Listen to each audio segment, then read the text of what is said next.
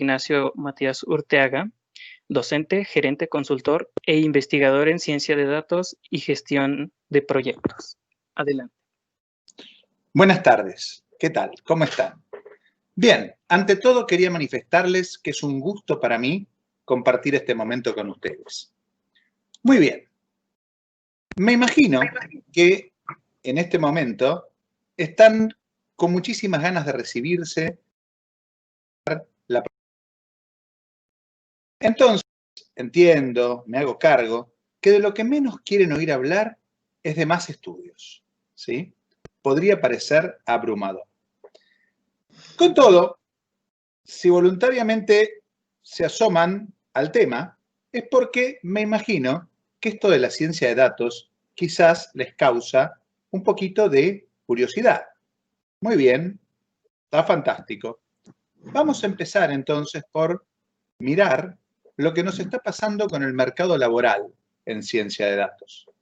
Vamos a tratar de establecer un paralelo entre lo que pasa con ese mercado laboral y lo que pasó con las tecnologías de la información allá por 1960, 70 y 80.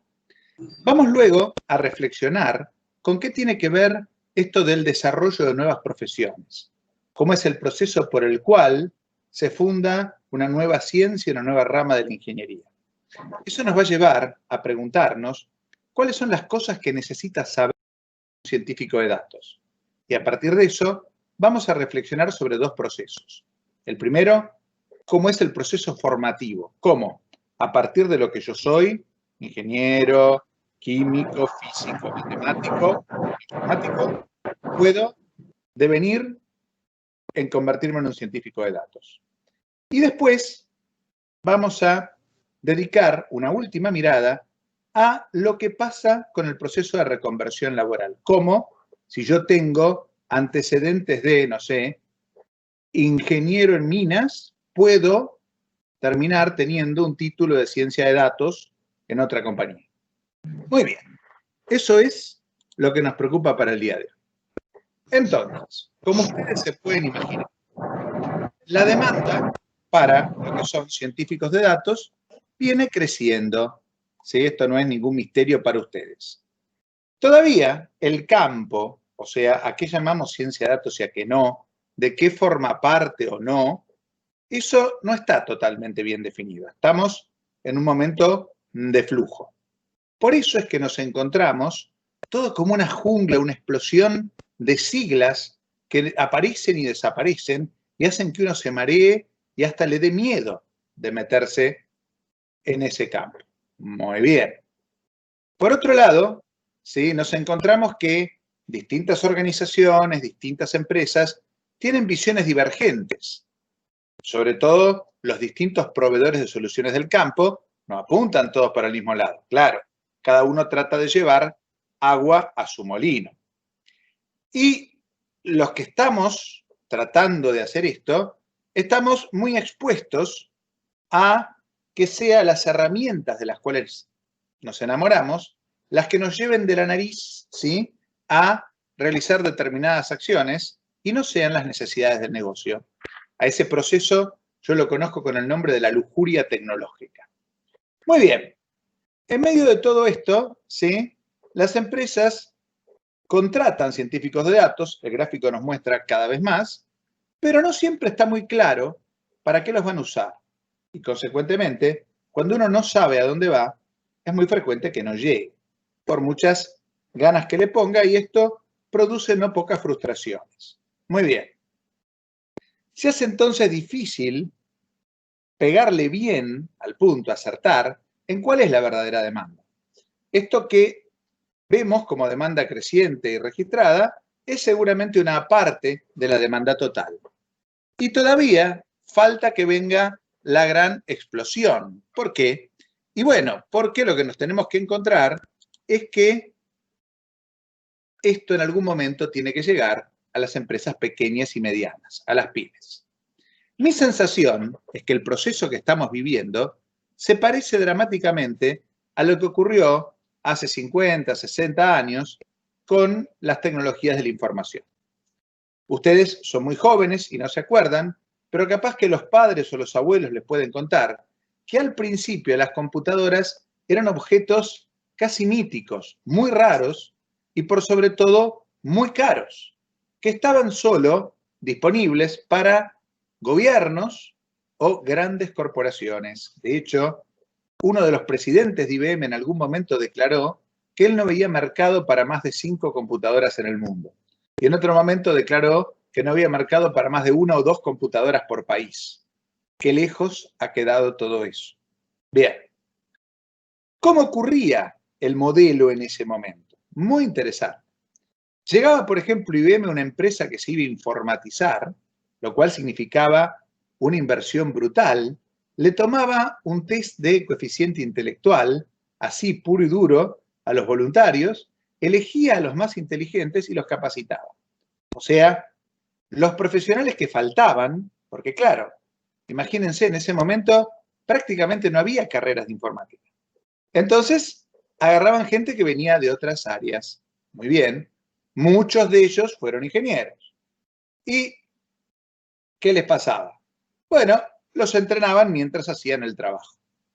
Lo bueno de esa época dorada es que los sueldos eran altísimos, el prestigio de trabajar en informática era increíble y utilizaban herramientas que costaban un montón, con lo cual, si la herramienta era muy cara, era perfectamente factible pagarle mucho al que la iba a usar para asegurarse de obtener el máximo retorno de esa cuantiosa inversión.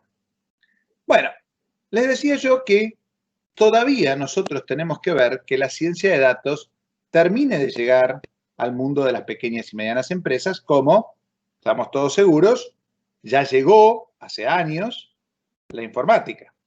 De hecho, hoy casi nos cuesta imaginarnos un puesto de trabajo que no tenga algo de silicio pegado, que no tenga algún chip en algún lugar.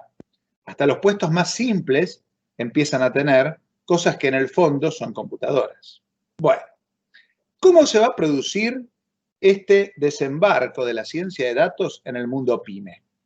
Bien, para empezar, uno dice, estas empresas pequeñas y medianas van a tener la disponibilidad necesaria como para pagar las inversiones que requiere una herramienta como SAS, SPSS, que ayudan muchísimo. ¿Lo van a poder pagar? Y la respuesta es que probablemente no. Entonces, vamos a tener que, si queremos ser científicos de datos aptos para transitar el mundo PYME, manejarnos con las herramientas que ellos sí van a poder pagar. La buena noticia es que tenemos cada vez más y mejores herramientas libres, o sea, que no necesitamos pagar ninguna forma de licencia para usar en el mundo PYME. Munidos de esas herramientas, vamos a necesitar ser lo que a mí me gusta llamar profesionales todoterreno, 4x4, con tracción en todas las ruedas. ¿A qué me refiero con esto? En el mundo de la empresa grande, tiende a producirse el fenómeno de la especialización y de la hiperespecialización. Yo soy muy, muy bueno en un área muy, muy chiquita y mi responsabilidad se circunscribe acá y mi eficiencia tiene que ver con que mi área es chica y sé mucho. Ese modo de trabajo es incompatible con el mundo de la empresa pequeña y mediana, que es, digamos, donde opera el 80% de los profesionales, quizás. Bueno. Entonces, ¿cómo es ahí la cosa? Y bueno, hay menos cabezas.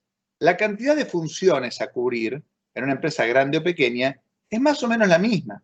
Las mismas cosas tienen que hacerse. Pero mientras que esa cantidad de sombreros se reparten entre muchas cabezas en la empresa grande, en la empresa pequeña terminan apilados 3, 4, 5, 10 sombreros en una cabeza.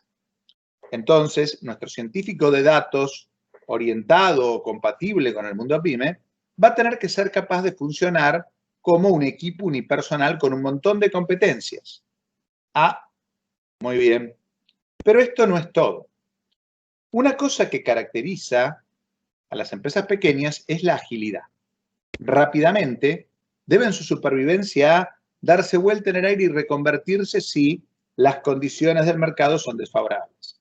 Las empresas grandes, por otra parte, consiguen su estabilidad de la facilidad con la que pueden financiarse, de la cantidad de capital económico y simbólico que pueden poner en movimiento entonces no están tan necesitadas, antes bien, tan impedidas de esa gran agilidad.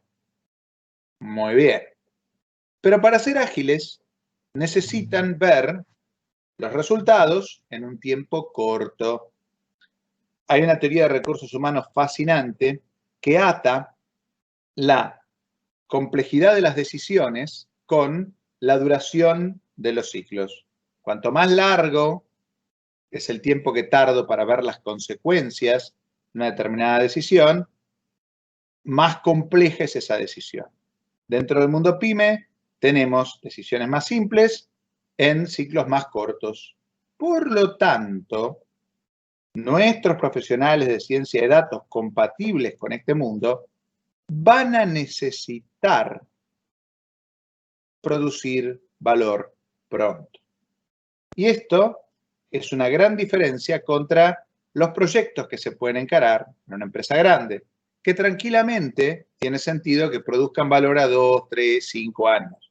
En una pyme vamos a estar mucho más felices si el valor se produce a 2, 3, 5 meses.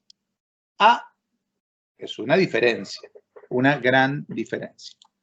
Muy bien, ahora pensemos por un instante. Cuando se abre una nueva rama de la ingeniería, se abre una nueva rama de la ciencia, ¿sí? ¿De dónde es que salen los nuevos profesionales? ¿De dónde salen? Y yo me acuerdo, por ejemplo, de cuando nació la física moderna, tal y como hoy la entendemos, esta física cuantitativa, que se le atribuimos la paternidad un poco a Galileo, un poco a Newton, gente que estaba por ahí.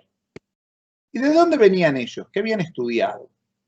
Y bueno, entre otras cosas, habían estudiado lo que se estudiaba en aquel tiempo, que era filosofía y teología.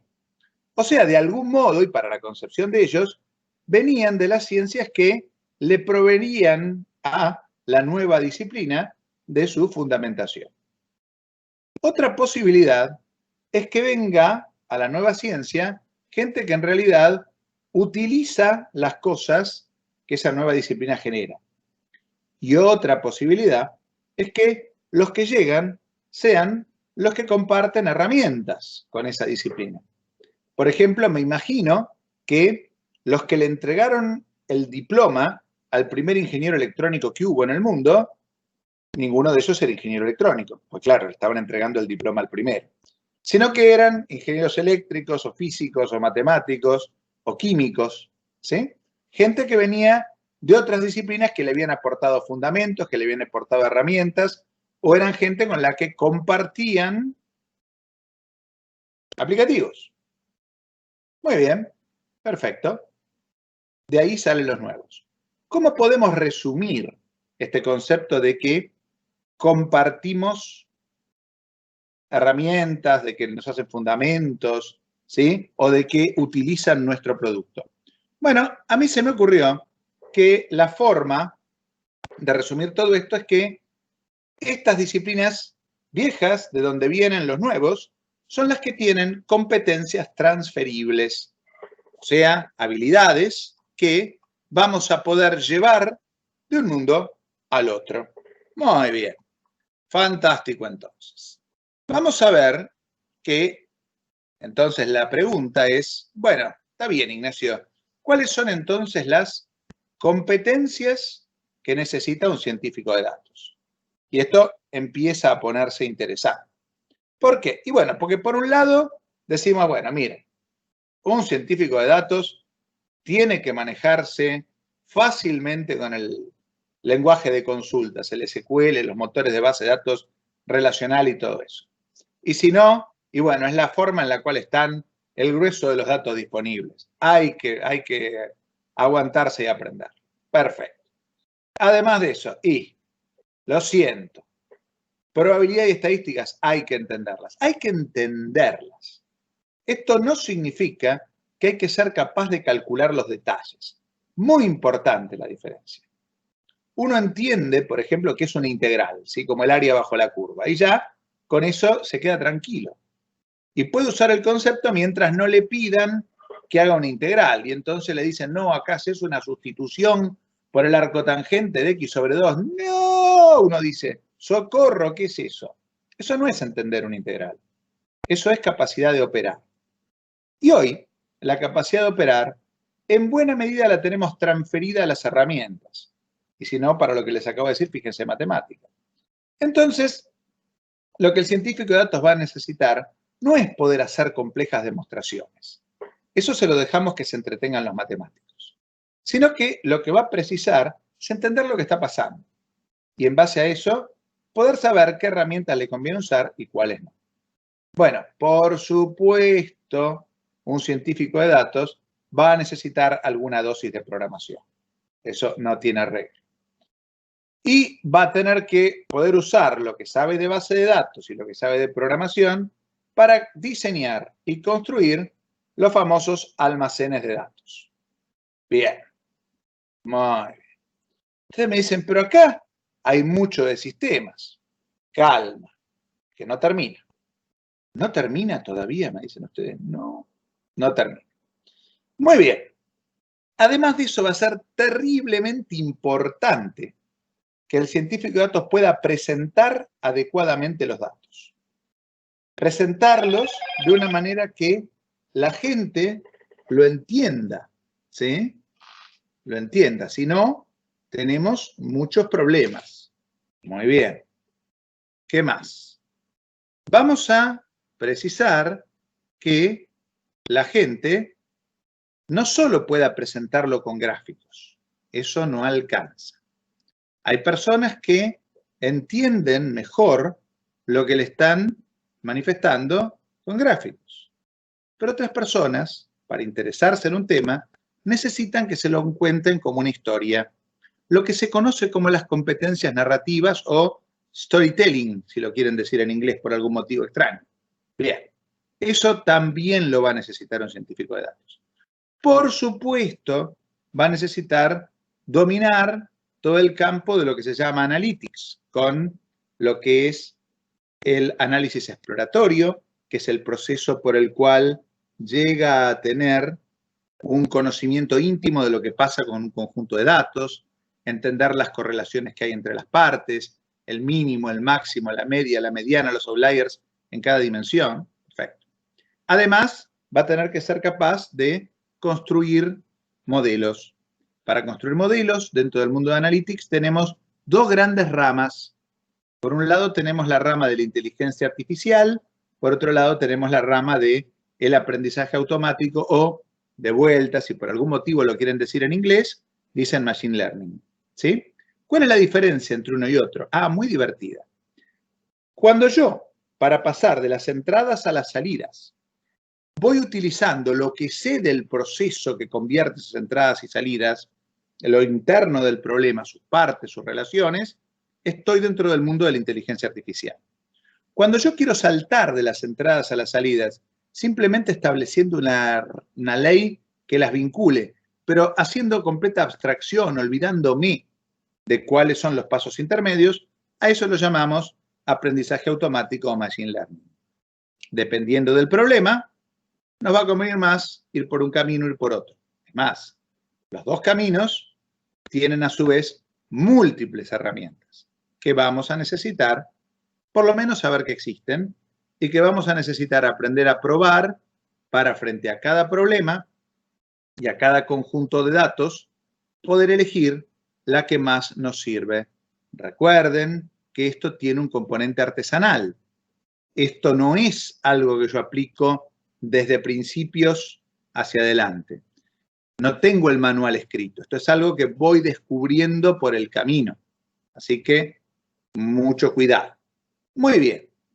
Y además de estas 6 cosas fáciles que acabo de mencionarles, tenemos una séptima cosa difícil. ¿Cómo? Sí, difícil. Que es la comprensión del negocio. ¿Qué es comprender un negocio? Es entender el proceso por el cual se crea valor. Y ustedes me dirán, pero Ignacio, ¿entonces esto solo se aplica a las empresas comerciales? La respuesta es no. Lo que pasa es que la palabra negocio la tenemos que entender en un sentido algo más amplio que el habitual. Nosotros realizamos 2 tipos de actividades. Las que realizamos con un objetivo prefijado, determinado y con un compromiso con la eficacia y la eficiencia. Todo lo que sea alguna forma de trabajo, administrar recursos de otro, ¿sí? Cosas que involucran alguna forma de obligación, de responsabilidad y de dar cuenta. Y después hay cosas que hacemos para divertirnos, lo que llamaríamos el ocio. Muy bien. Entonces, vamos a darle el nombre genérico de no ocio, negación del ocio, o si lo quieren más cortito, negocio, a todo lo que hacemos así, con un compromiso con la eficacia y la eficiencia. Entonces, visto de esta manera, lo que hace una organización no gubernamental, lo que hace cualquier nivel del gobierno, es negocio. ¿Por qué? Y porque tiene un compromiso con la eficacia y la eficiencia. Bien, entonces, si tenemos esto, decimos, ¿cómo es el negocio? Bueno, el negocio es un proceso en el cual alguien resuelve el problema de alguien. Ajá, bien. Y lo trata de resolver de manera eficaz y de manera eficiente. O sea, eficaz, que la solución llegue a ocurrir, y eficiente, que se consuma la menor cantidad posible de recursos compatibles con la eficacia. Muy bien. Y eso vale tanto si uno es un bombero, que va a ir a apagar el fuego y resolver el problema es apagar el fuego, así uno es un vendedor que va a tratar de resolver el problema de alguien que no tiene Coca-Cola y tiene sed. Uno tiene la Coca-Cola y le falta plata, entonces le cambia la Coca-Cola por la plata. Uno se queda contento porque la plata al vendedor de Coca-Cola le sirve más que las Coca-Colas, pues ya tiene muchas. Y al que compra le sirve más la Coca-Cola. Fantástico. Seguimos adelante. Entender el negocio significa poder tomar cualquier decisión sobre la base de cómo resuelvo mejor o más del problema de los otros, de mis clientes. Excelente. Y ahí es donde nuestro científico de datos va a tener que poder manejarse. Ah, muy bien, muy bien. Seguimos para adelante. Excelente. Y la pregunta que todo el mundo se hace es, dígame, ¿no hacen falta para esto ser de las tecnologías de la información? ¿Habrá estudiado sistemas, programación o algo por el estilo? A ver, parte de la verdad que ya venimos discutiendo es que la gente que estudia esas cosas ya tiene mucho terreno ganado en lo que hace con las bases de datos, la programación, quizás la construcción de teles, eso dependerá de dónde y qué haya estudiado, pero suele tener menos de lo que es el proceso de construcción de valor, el proceso de entender el negocio. De hecho, en eso, algunas ingenierías le llevan una no pequeña ventaja. Muy bien.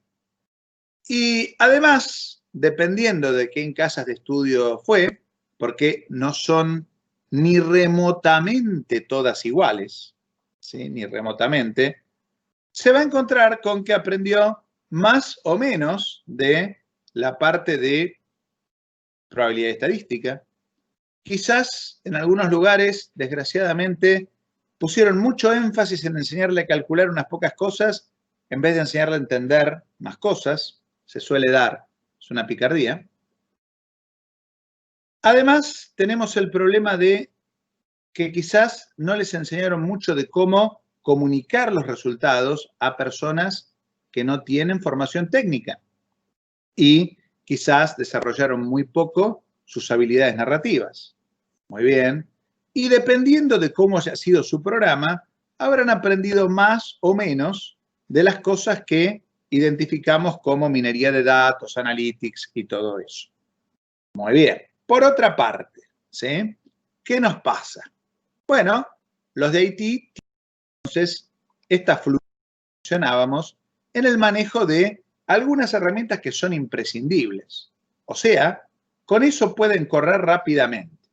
Ahora, tienen un par de dificultades. Primera dificultad que tienen es que están acostumbrados a que sus problemas sean tratar con cosas inventadas por el hombre. Los desafíos de los informáticos, que son desafiantes, vamos a reconocer qué laburo que da, en general es para manejar herramientas que hizo alguien más.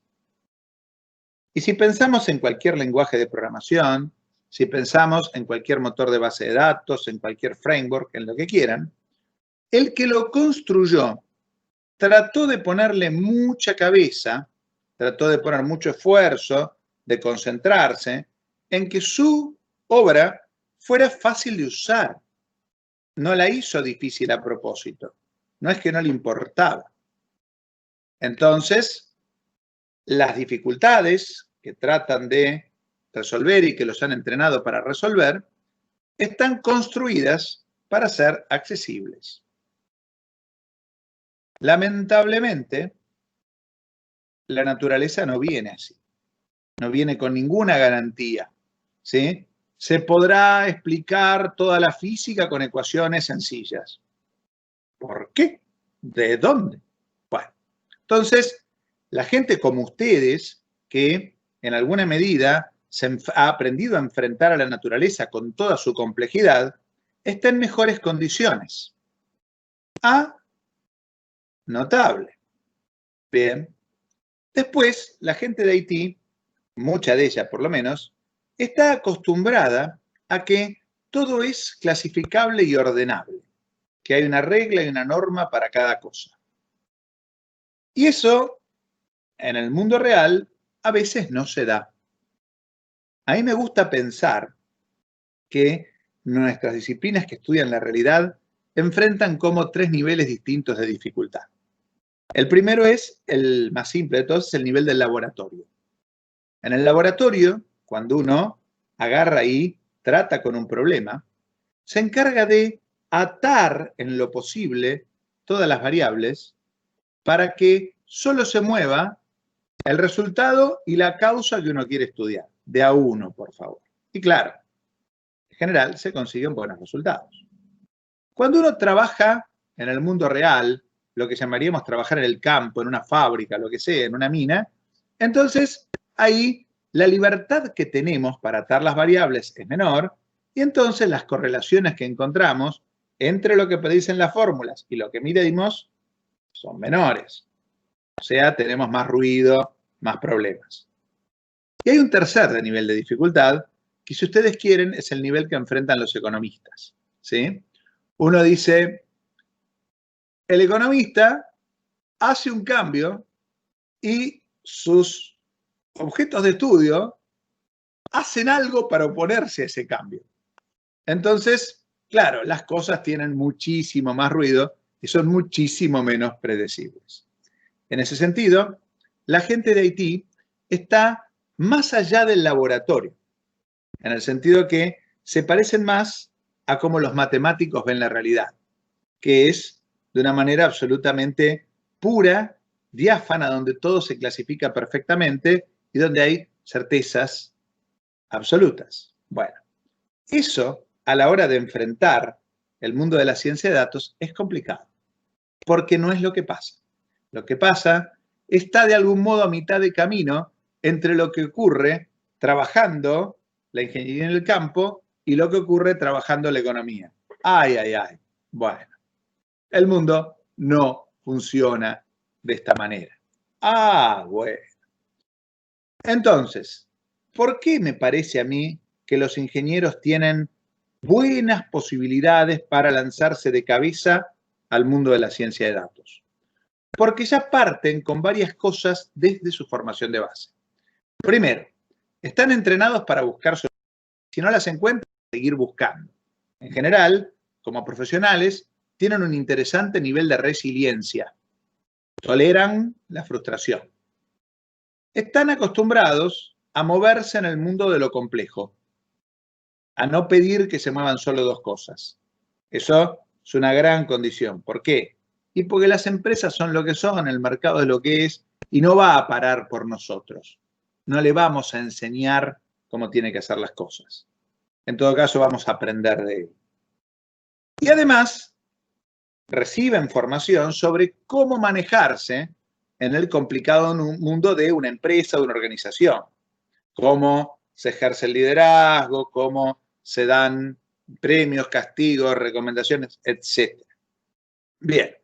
Y además, por lo tanto, tiene una iniciación quizás bastante operativa, bastante interesante, del mundo de las estadísticas y del mundo de la creación de valor. Ah, bueno, entonces estos chicos no vienen tan desnutridos para largarse a aprender la ciencia de datos. Además, muy probablemente, sobre todo los más jóvenes, hayan aprendido, queriendo o sin querer, cosas que tengan que ver con las bases de datos, cosas que tengan que ver con la programación, cosas que tengan que ver con la generación de gráficos, reportes, informes, con contar historias.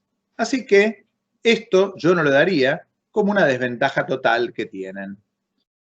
Entonces, la conclusión que saco es que los ingenieros cuentan con interesantes posibilidades para convertirse en científicos de datos.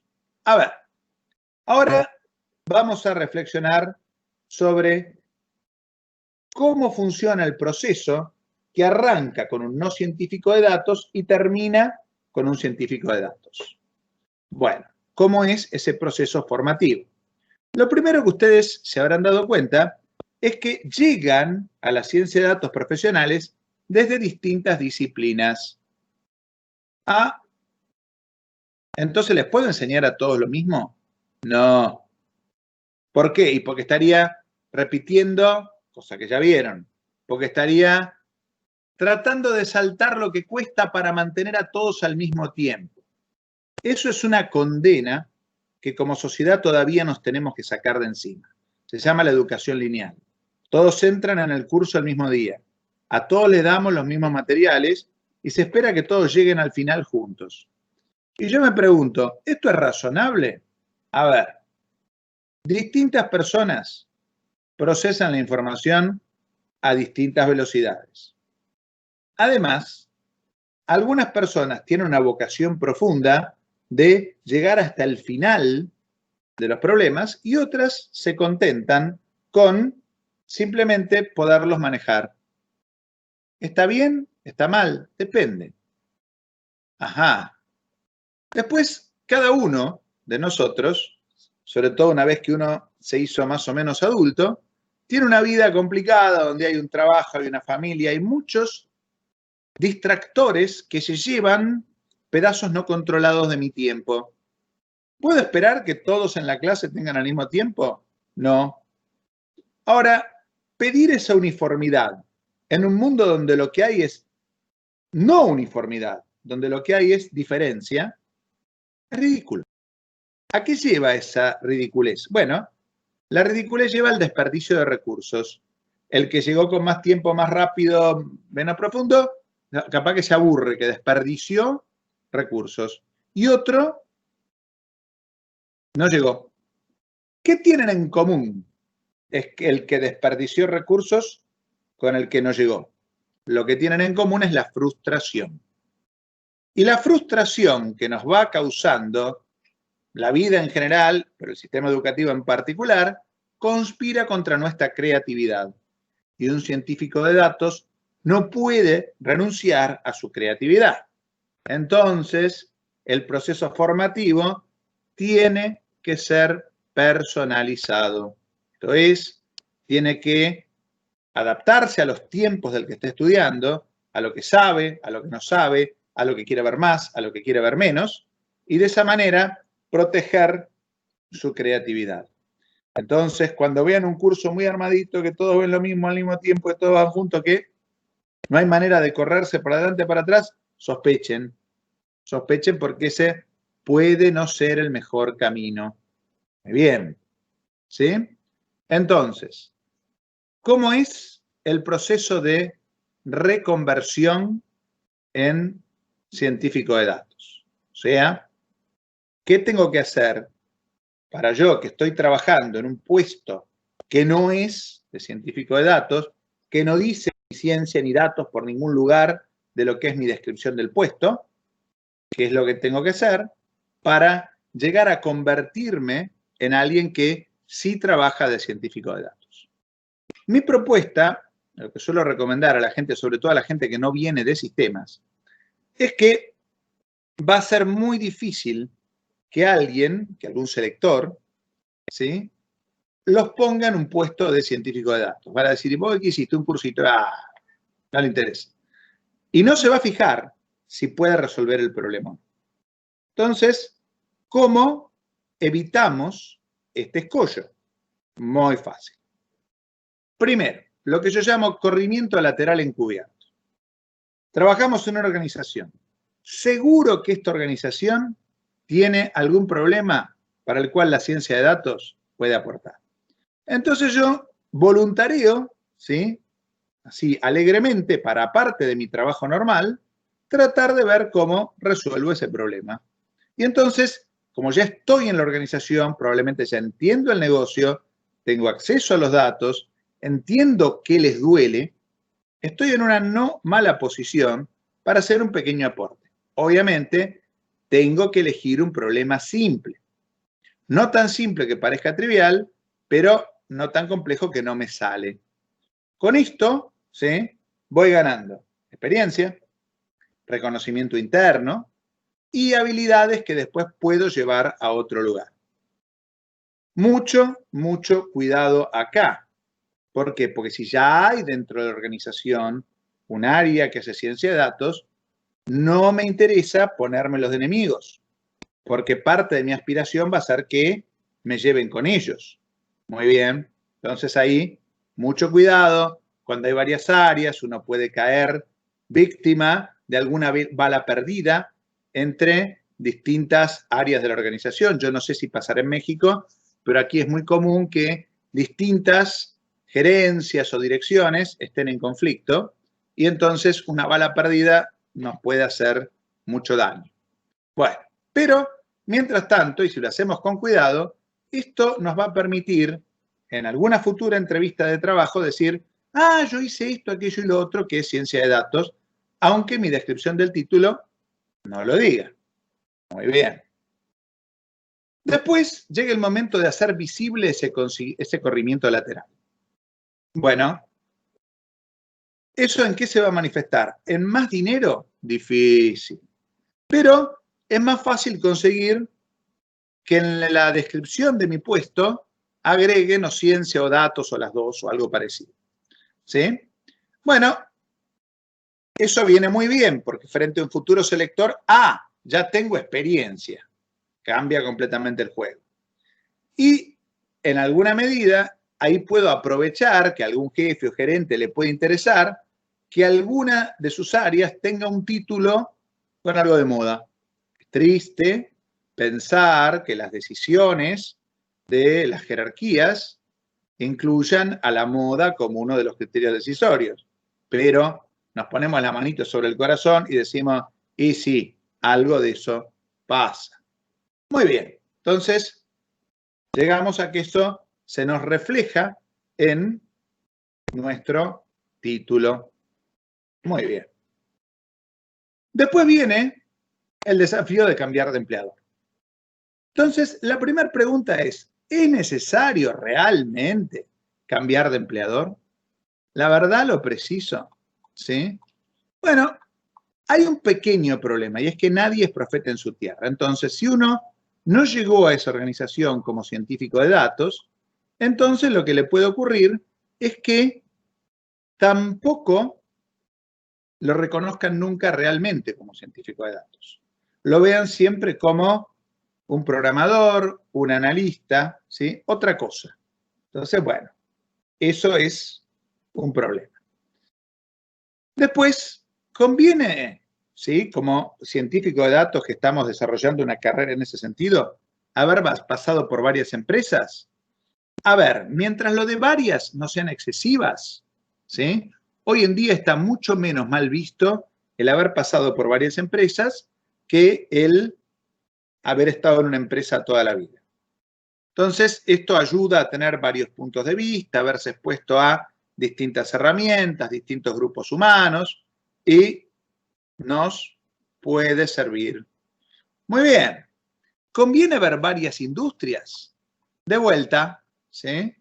Esto es muy importante. Ver muchas industrias distintas es muy difícil, porque para empezar a entender el proceso de creación en cada industria lleva un tiempo.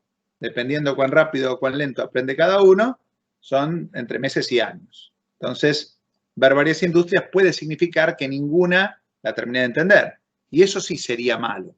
Pero, en realidad, el ver varias empresas y ver varias industrias nos lleva a que podamos llevar y traer los métodos de una en otras, las soluciones de una para otras, y eso sí que tiene valor y que tiene sentido. Muy bien. Y llegamos al último punto que tenemos. Simplemente, bueno, ¿y cómo hacemos para cambiar de empleador? Y acá tenemos varias cosas por mirar, ¿sí? ¿Por qué? Contratar personal, cuando uno es el que contrata y el otro es el contratado, es percibido como un gran riesgo. Y nos lo dicen, mirá el riesgo que estoy tomando, que estoy contratando gente. Muy bien, pero malas noticias. Cambiar de trabajo, romper una relación laboral para saltar una nueva, es también algo muy riesgoso. Hay mucho que puede salir mal. Entonces, les comparto una pequeña lista de alertas que la pueden aplicar para la ciencia de datos, pero que también algunos ítems le van a resultar útiles más allá de la ciencia de datos. Primero, mirar la cultura de la organización. ¿Cómo es el manejo de la autoridad? Indicadores claros. Los citan para una entrevista a las 3. Los hacen esperar hasta las 3:10. Puede pasar. El punto es, ¿se disculpan o no se disculpan? Si no se disculpan, bueno, mírense para adentro. Si ustedes dicen, no, esto no me importa, no me molesta, lo considero perfecto, no hay problema en que trabajen ahí. Pero si eso les levanta algún tipo de bronca, piensen, ahí ustedes fueron vestidos con la mejor ropita. Fueron vestidos, presentados, como no van a ir quizás casi ningún día. Entonces, eso quiere decir que ellos también debieran estar haciendo lo mismo. Si no lo están haciendo, si no lo consideran importante, viene mal. En las entrevistas, la forma en la que les preguntan, ¿buscan producirles miedo, temor, inseguridad? Eso habla de una cultura de organización que por lo menos a mí no me gusta. Bien. Eso vale para la ciencia de datos y fuera de la ciencia de datos. Lo otro que tenemos que mirar es lo que pasa con el nivel de madurez organizacional.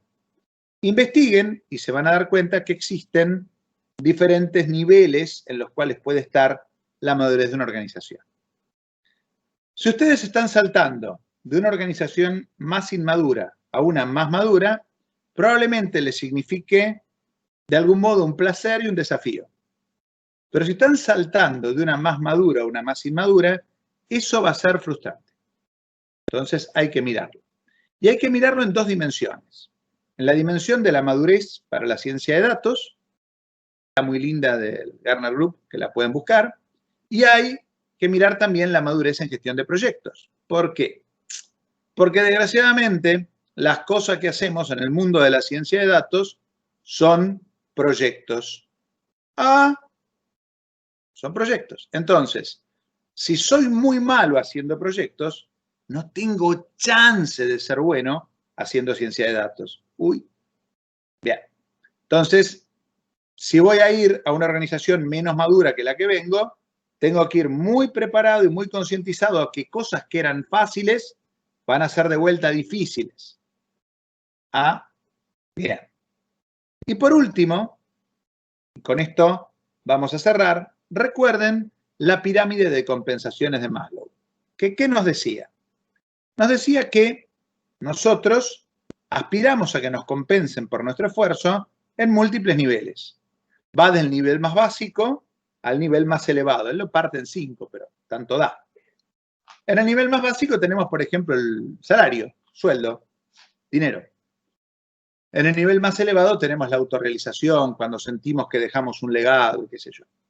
Lo primero que este caballero afirma es que si el nivel 1 no está satisfecho, cualquier compensación que ofrezcamos en los niveles 2, 3, 4, 5 son contraproducentes.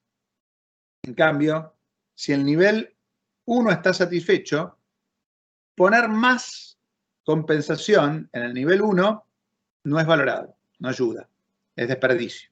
Hay que buscar qué necesita en los siguientes niveles.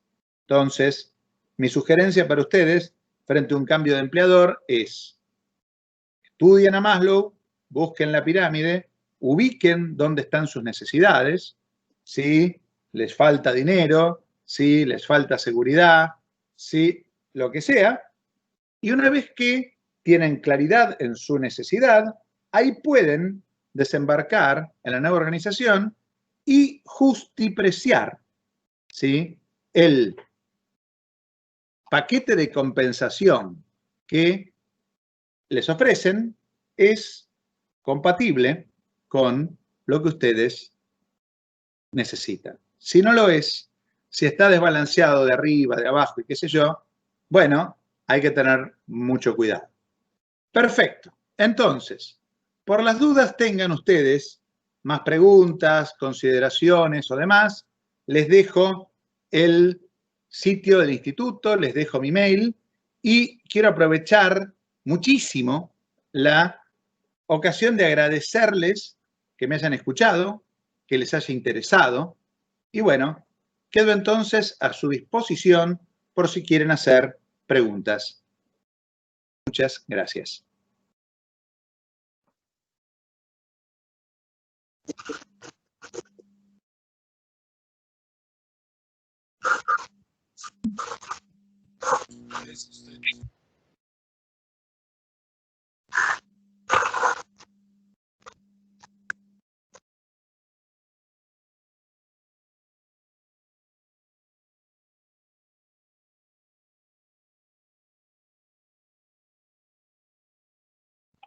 Hola, buenos días.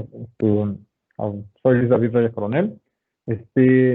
Me resultó muy interesante su conferencia, pero más allá de qué es lo que se puede hacer y demás, ¿hay resultados o ha habido un experimento, por así decirlo, ya sea social o demás, en lo que ha funcionado lo que usted nos acaba de decir?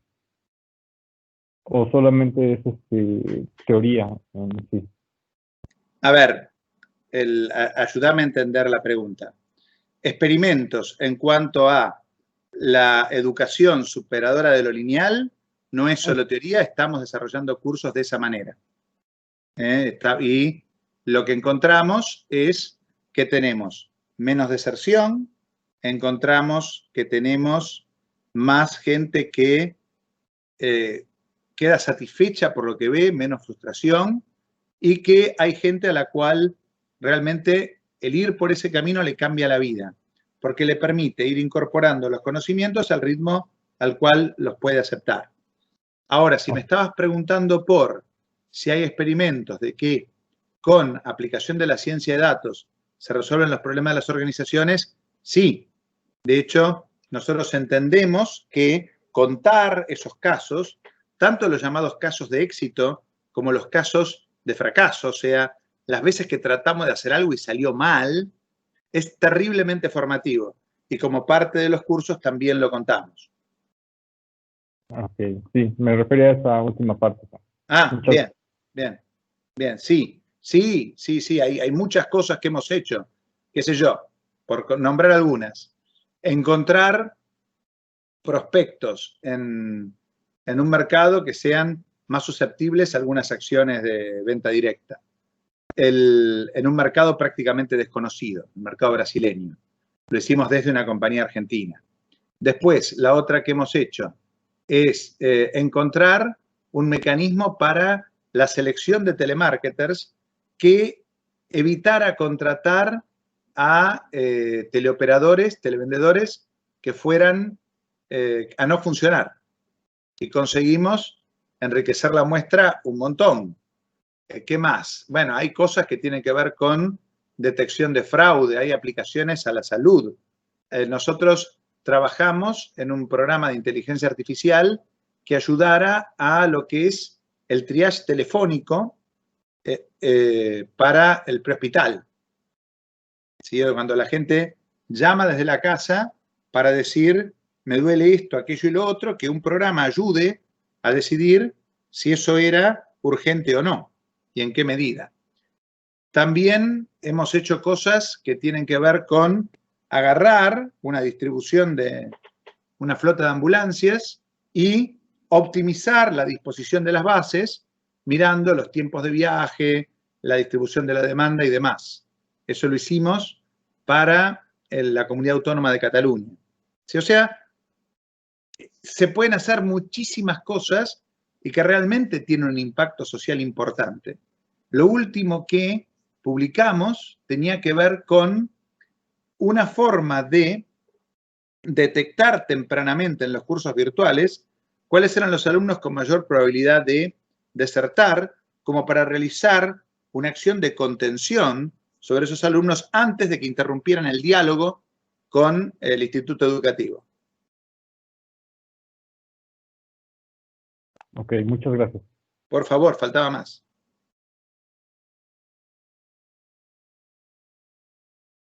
Bien, hay otra pregunta de nuestro compañero Jonathan Uciel. Por favor, dinos tu Bueno, pregunta. yo, aparte de la forma en cómo nos expuso para encontrar un problema en una empresa, ¿qué otro consejo nos podría dar para precisamente encontrar algún detalle en una empresa o poder ayudar a la empresa a solucionar el problema? Muy bien, muy bien. Si estoy buscando un problema en una empresa en la cual yo estoy trabajando, lo que tengo que mirar primero es lo que llamaríamos el marco competitivo. Es decir, esta organización que yo tengo se compara con otras que hacen cosas más o menos parecidas. Entonces, unas y otras tendrán ventajas y desventajas relativas. Lo primero que yo tengo que saber es, bueno, ¿qué ventajas tiene mi organización? ¿Qué ventajas tienen los competidores? Entonces, un problema posible es cómo asalto una ventaja de un competidor, cómo amplifico una ventaja que yo tengo para hacerlo mejor, cómo, de algún modo, incremento quizás mis ventas, cómo bajo mis costos o cómo disminuyo mis riesgos. Entonces, uno dice, cualquier actividad que hacemos está expuesta de algún modo a riesgos, cosas que pueden afectar la marcha del negocio. ¿Qué hacemos ahí? Bueno, miramos que cada riesgo tiene una probabilidad y un impacto. Tenemos entonces una probabilidad y un impacto antes de nuestra intervención, después nos planteamos una intervención y tratamos de estimar cuál es la probabilidad y el impacto después de nuestra intervención. Si conseguimos, mediante esa intervención, disminuir el producto de probabilidad por impacto del antes respecto del después, también estamos construyendo valor. Entonces, tenemos que mirar de lo que sentimos que le preocupa a los jefes. Siempre hay que tener un oído fino para entender qué es lo que a los jefes les aprieta el zapato, les duele. Después, que sabemos eso, decimos, bueno, ¿de qué cosas hay datos? Porque de lo que no hay datos, aplicar la ciencia de datos va a ser difícil. Bueno, de este tema hay datos. ¿Esto le pega alguna ventaja competitiva o no? ¿Esto me baja los costos? ¿Esto me aumenta el volumen de ventas? Quizás podemos buscar de todas las acciones que veamos, la que va a dar el resultado siendo más simple. Y podemos tratar de apuntar por ese lado. Espero que esto se parezca a lo que me estabas preguntando. Sí, no, sí, o sea, sí, a eso me refería, que más o menos otro consejo para poder encontrar ya sea algún detalle para poder solucionar la empresa. Bien. Pero sí, gracias. Faltaba más.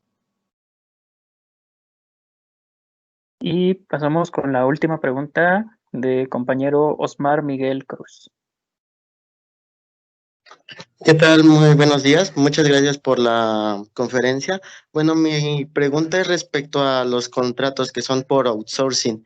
Es decir, que si el contrato es por 3 meses, aunque tenga muy buenas prestaciones, un empleo en una empresa, ¿sería recomendable o sería más recomendable buscar como un lugar donde puedas ir ascendiendo, ya que no vas a tener esa subcontratación? Es una muy buena pregunta. Y la respuesta, retomo lo que decía de la pirámide de Maslow. En el primer nivel tenés la parte del dinero. En el segundo nivel, inmediatamente viene la parte de la seguridad. Entonces, si no te alcanza el dinero y no vas a poder comer en tu empleo actual, aunque sea seguro, lo de los 3 meses, de comer 3 meses y después pensar, suena tentador. Pero si en este trabajo estás bien y la seguridad es una parte importante de tu remuneración total, entonces conviene no resignarla solo para tener más grande el nivel 1, porque el nivel 1 ya estaba satisfecho. Entonces, depende tu circunstancia vital. Digamos, no es lo mismo el caso de un profesional recién recibido que todavía vive con los padres, que los padres tienen una posición económica estable y que entonces puede tomar riesgos, de decir, bueno, me voy por un poco más de plata y la promesa de alguna carrera que quizás se dé, quizás no, a un padre de familia que tiene que llevar todos los meses el sueldo a casa y entonces dice, no, yo privilegio la tranquilidad que me da esto y solo estoy dispuesto a cambiarlo por algo que tenga por lo menos la misma dosis de tranquilidad, por lo menos la misma base de sueldo y quizás me sobrecompense en alguno de los 3 niveles posteriores. Lamento que la respuesta no puede ser única. Ok, bueno, muchas gracias. Sí, Faltaba más. bueno, como que ya. O sea, yo te lo digo mejor así. En algún momento de mi vida la respuesta hubiera sido sí, en algún momento de mi vida la respuesta hubiera sido no, y en este momento de mi vida todo lo que tomo es así libre. O sea que me pueden decir se acabó mañana. Pero, de vuelta, son distintos momentos de la vida, distintas composiciones de tu pirámide. Bueno, muchas gracias. Por favor, faltaba más. Bueno, agradecemos la valiosa información proporcionada por nuestro invitado Jesús Ignacio Matías Urteaga y a continuación daré lectura a la constancia. El Instituto Tecnológico de México, a través del Instituto Tecnológico de Milpalta, otorga la presente constancia a Jesús Ignacio Matías Urteaga por su valiosa participación con la ponencia ¿Está la ciencia de datos en tu futuro?, realizada en el marco del V Congreso Internacional de Ingenierías, celebrado del 13 al 15 de octubre del presente año. Domínguez Noé Marrón Ramos, director del Instituto Tecnológico de Milpalta, la cual se le va a enviar a través de su correo. Muchas gracias.